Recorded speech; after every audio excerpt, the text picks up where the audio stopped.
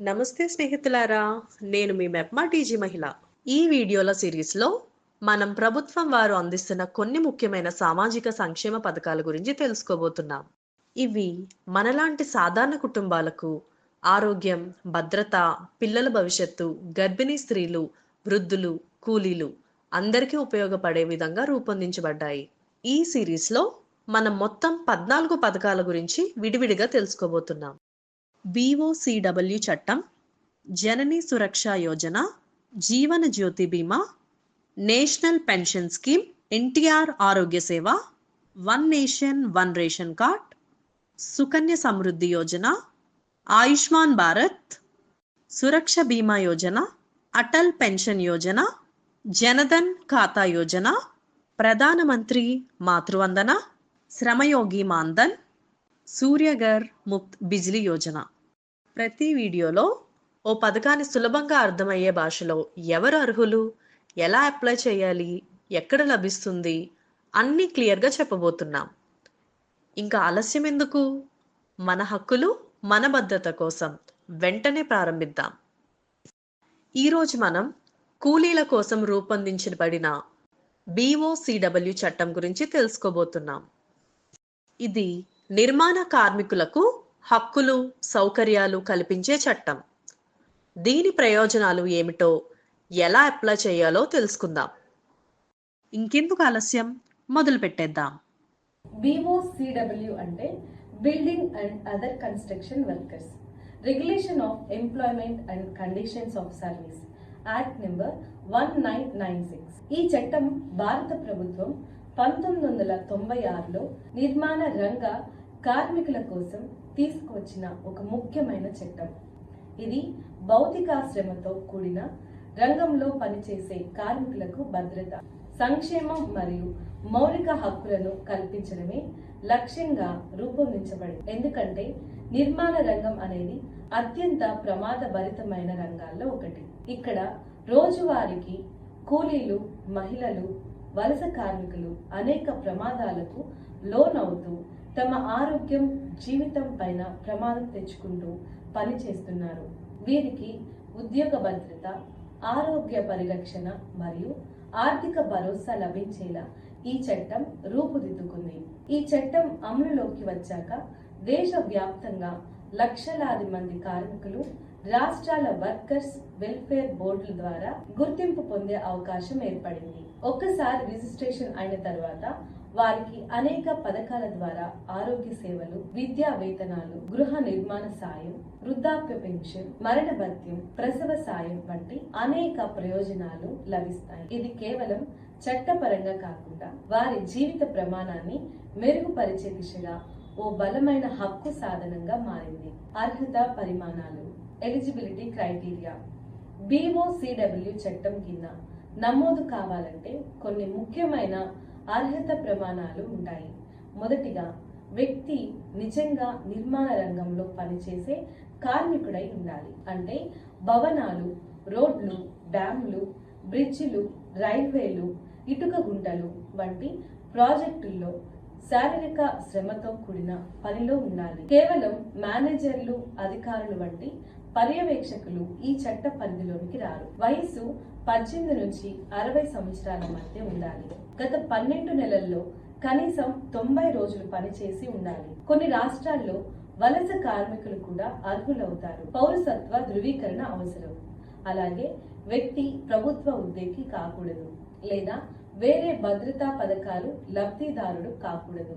ముఖ్యంగా రాష్ట్రంలో పనిచేస్తున్నట్లు చిరునామా ఆధారం అవసరం. ఇవన్నీ తీర్చగలిగిన ప్రతి కార్మికుడు ఈ బోర్డు ద్వారా రిజిస్ట్రేషన్ చేయించుకొని ప్రయోజనాలు పొందగలుగుతాడు. అవసరమైన పత్రాలు, రిక్వైర్డ్ డాక్యుమెంట్స్. BOCW బోర్డులో నమోదు కావాలంటే కింద పేర్కొన్న పత్రాలు అవసరం. ఆధార్ కార్డు, వైద్య సేవలకు బ్యాంక్ లింకింగ్ కోసం వయసు ధృవీకరణ పత్రం, పుట్టిన సర్టిఫికేట్ లేదా 10వ తరగతి సర్టిఫికేట్, చిరునామా ఆధారం, రేషన్ కార్డు లేదా ఓటర్ ఐడి లేదా గ్యాస్ బుక్, పని ధృవీకరణ పత్రం, కాంట్రాక్ట్ లేదా పని స్థలం నుంచి బ్యాంక్ ఖాతా వివరాలు, పాస్బుక్ లేదా క్యాన్సిల్ చెక్, పాస్పోర్ట్ సైజ్ ఫోటోలు, కొన్ని సందర్భాల్లో వలస కార్మికులకు మైగ్రేషన్ సర్టిఫికేట్ అవసరం. మహిళలకు ప్రసవ ధృవీకరణ పత్రాలు అవసరమవుతాయి. అన్ని పత్రాలను మీ సేవ లేదా సిఎస్సి కేంద్రంలో సమర్పించి నమోదు పూర్తి చేయాలి. దరఖాస్తు ప్రక్రియ. Application process. BOCW చట్టం కింద రిజిస్ట్రేషన్ దశలు చాలా ఉన్నాయి. మీ రాష్ట్రంలోని నిర్మాణ కార్మిక సంక్షేమ బోర్డును సంప్రదించాలి. అవసరమైన పత్రాలను సిద్ధం చేసుకోవాలి.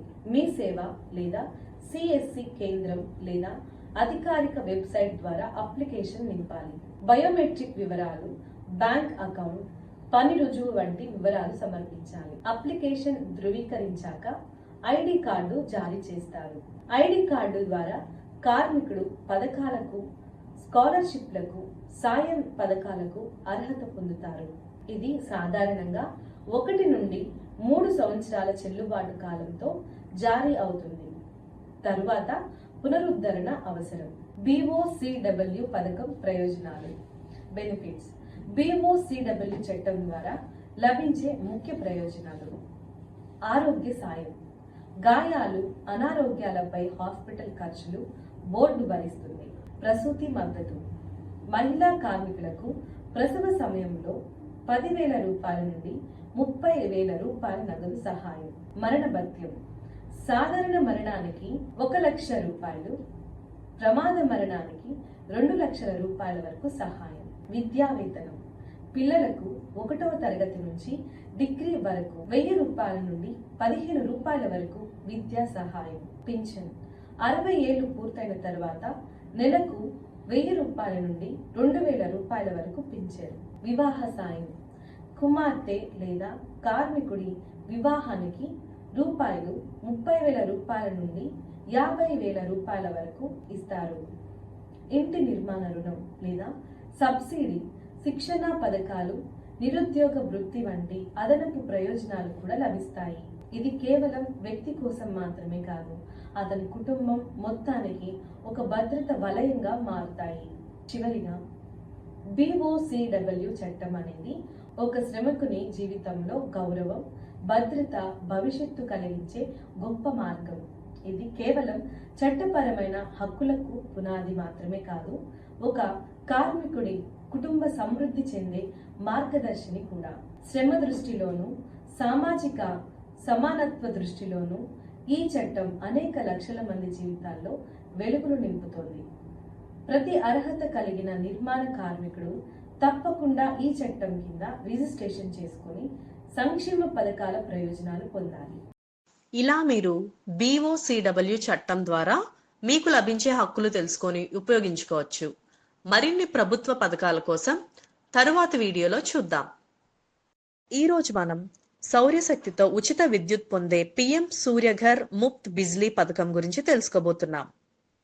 ప్రధాన మంత్రి సూర్యఘర్ ముఫ్త్ బిజ్లీ యోజన PMSBY అనేది భారత ప్రభుత్వం 2024లో ప్రారంభించిన ఒక విప్లవాత్మక పథకం. ఈ పథకం ముఖ్యంగా మధ్య తరగతి మరియు పేద వర్గాల కుటుంబాలపై లక్ష్యం పెట్టుకొని వారి ఇంటి పైకప్పులపై సౌరశక్తిని వినియోగించుకునేందుకు ప్రోత్సహిస్తుంది. Roof top solar panel system ద్వారా ప్రజలు తమ అవసరమైన విద్యుత్తుని ఉత్పత్తి చేసుకోగలుగుతారు.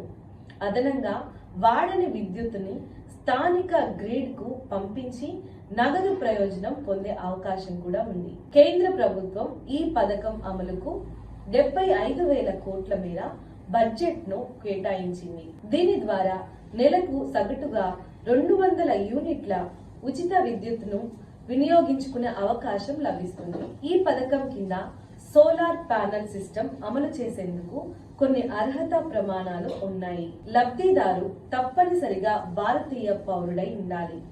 ఇంటిపై సొంతంగా రూఫ్ టాప్ ఉండాలి లేదా అద్దెకి ఉంటే రూఫ్ టాప్ వినియోగించుకునే హక్కు ఉండాలి. దరఖాస్తుదారు గృహ విద్యుత్ వినియోగదారుడై ఉండాలి. అంటే తన పేరు మీద గృహ విద్యుత్ కనెక్షన్ ఉండాలి. వాణిజ్య లేదా పారిశ్రామిక వినియోగదారులకు ఈ పథకం వర్తించదు. ఇంటి పైకప్పు సూర్యకాంతి అందే ప్రదేశంలో ఉండాలి. పూర్వపు సోలార్ సబ్సిడీ పొందుకోవాలి. ముఖ్యంగా సోలార్ సిస్టమ్ అమలుకు ఎంపిక చేసేది MNRE గుర్తింపు పొందిన సోలార్ వెండర్ ద్వారా మాత్రమే అవ్వాలి. దరఖాస్తు చేసేందుకు కొన్ని ముఖ్యమైన పత్రాలు అవసరం. ప్రధానంగా ఆధార్ కార్డు, ఇంటి యాజమాన్య పత్రం లేదా లీజ్ ఒప్పందం, విద్యుత్ బిల్లు, బ్యాంక్ ఖాతా వివరాలు మరియు అవసరమైన చోట రూఫ్ టాప్ ఫోటోలు ఉండాలి. ఈ పత్రాలు అన్ని www.pmsuryagar.government.in అనే అధికారిక పోర్టల్ ద్వారా అప్లోడ్ చేయాల్సి ఉంటుంది. పథకంలో దరఖాస్తు ప్రక్రియ పూర్తిగా ఆన్లైన్లో నిర్వహించబడుతుంది. ముందుగా వెబ్సైట్లో మీ రాష్ట్రం, డిస్ట్రిక్ట్ మరియు డిస్కామ్ను ఎంచుకొని మొబైల్ OTP ధృవీకరణ ద్వారా లాగిన్ అవ్వాలి. తరువాత విద్యుత్ బిల్లులో ఉన్న CA నెంబర్, ఆధార్, బ్యాంక్ వివరాలు వంటి సమాచారం నమోదు చేయాలి. ఆ తర్వాత మీరు MNRE ఆథరైజ్డ్ వెండర్ ని ఎంపిక చేసి తగిన సోలార్ సిస్టమ్ సైజ్ ని నిర్ణయించాలి. సిస్టమ్ ఫీజిబిలిటీ ప్రకారం వెండర్ సిస్టమ్ అమలు చేస్తాడు. తరువాత డిస్కామ్ సంస్థ తగిన ఇన్స్పెక్షన్ చేసి మీరు సబ్సిడీ క్లెయిమ్ చేసుకోవచ్చు. సబ్సిడీ డైరెక్ట్ గా మీ బ్యాంక్ ఖాతాలోకి జమ అవుతుంది. ఈ పథకం ద్వారా లభించే ప్రయోజనాలు ఎన్నో ఉన్నాయి.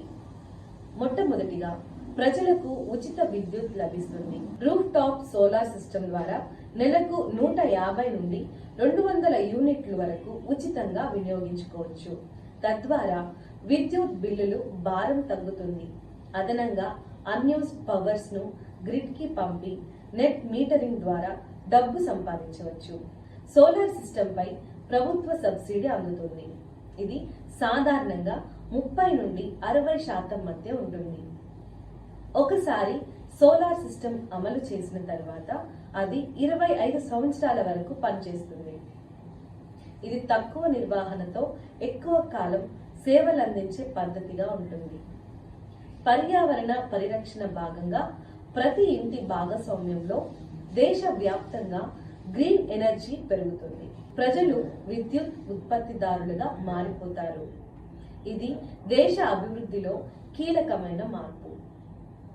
PM సూర్యాగర్ పథకం ద్వారా ప్రజలు కేవలం విద్యుత్ వినియోగదారులుగా ఉండకుండా తమ ఇంటినే ఒక విద్యుత్ కేంద్రంగా మార్చుకుంటారు. ఇది వారి ఆర్థిక భద్రతను పెంచడమే కాకుండా పర్యావరణాన్ని రక్షించడంలో వారికి భాగస్వామ్యాన్ని కల్పిస్తుంది. ఈ పథకం పూర్తిగా డిజిటల్ ప్రక్రియ ద్వారా నిర్వహించబడుతుండడం పారదర్శకతను మరియు ప్రజల నమ్మకాన్ని పెంచుతుంది.